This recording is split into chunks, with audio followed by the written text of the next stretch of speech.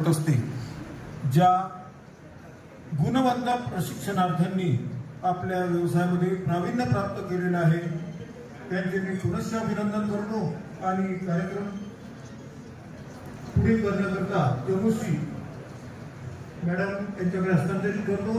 Thank you very much. खूप खूप धन्यवाद सर। अगदी थोडक्यात आजचे प्रास्ताविक सरांनी मांडलेलं आहे। सरांचं कौरावं तेवढं कौतुक कमी असतं, कारण वेळेचं भान त्यांना फार चांगलं असतं आणि कुठे केवढं असायला पाहिजे तेही कळतं। मला वाटतं हे ज्याला कळतं ना तो खरा वक्ता असतो। यानंतर आजचा मुख्य कार्यक्रम ज्याच्यासाठी पालक आतुरतेने आलेले आहेत। विद्यार्थी तर रोजच आमच्या संस्थेत यायचे, पण मला वाटतं यातले अनेक पालक आज पहिल्यांदा आले आणि ते पण आपल्या लेकराचं कौतुक बघण्यासाठी।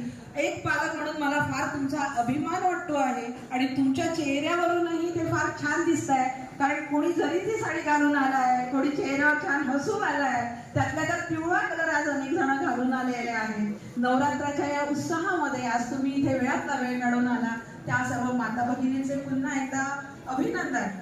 सर्वात प्रथम आपण बक्षिसं घेणार आहोत, सन्मानपत्र घेणार आहोत। राज्यात प्रथम आणि द्वितीय आलेले विद्यार्थ्यांचे, राज्याचे प्रथम आणि द्वितीय आपल्या औद्योगिक प्रशिक्षण संस्थेमधून आले त्या विद्यार्थ्यांचा आपण सर्वात प्रथम सत्कार घेणार आहोत। त्याच्यामध्ये आहे, पुन्हा एकदा सांगते, पालकांनी आणि शिल्प निर्देशकांनी त्यांच्या सोबत यायचं आहे। भूमिका